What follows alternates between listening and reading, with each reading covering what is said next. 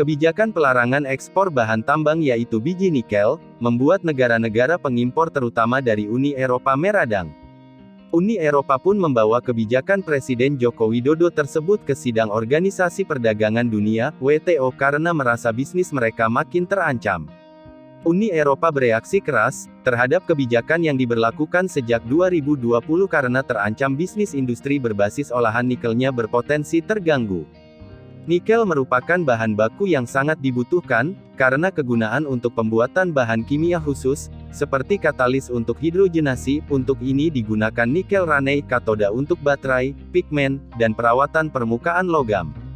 Nikel juga dibutuhkan untuk chip semikonduktor yang saat ini dunia sedang langka. Negara-negara tersebut akan semakin dirugikan, apabila Indonesia berhasil mengembangkan industri hilir olahan nikel dalam negeri. Namun keinginan Indonesia untuk mampu melakukan hilirisasi tersebut mendapat halangan, ketika WTO memenangkan tuntutan Uni Eropa beberapa bulan lalu. Meski kalah dalam sidang gugatan Organisasi Perdagangan Dunia, WTO, pemerintah Rita gentar, untuk melanjutkan program hilirisasi nikel. Proyek ini dilakukan agar Indonesia bisa mendapatkan nilai tambah yang harganya jauh lebih tinggi, dibandingkan mengekspor bahan mentah. Jokowi ngotot untuk meneruskan tekad tersebut dan terus melanjutkan pembangunan smelter-smelter di sejumlah daerah.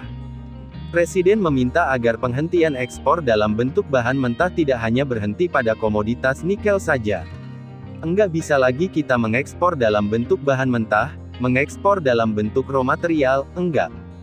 Jokowi mencontohkan, beberapa tahun lalu Indonesia masih mengekspor nikel dalam bentuk bahan mentah yang nilainya hanya mencapai 1,1 miliar dolar AS.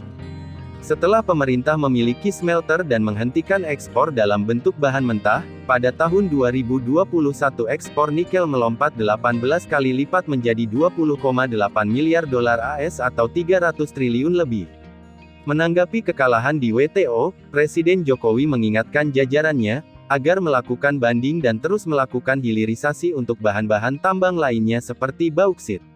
Enggak apa-apa kalah, saya sampaikan ke Menteri, banding. Nanti babak yang kedua hilirisasi lagi bauksit.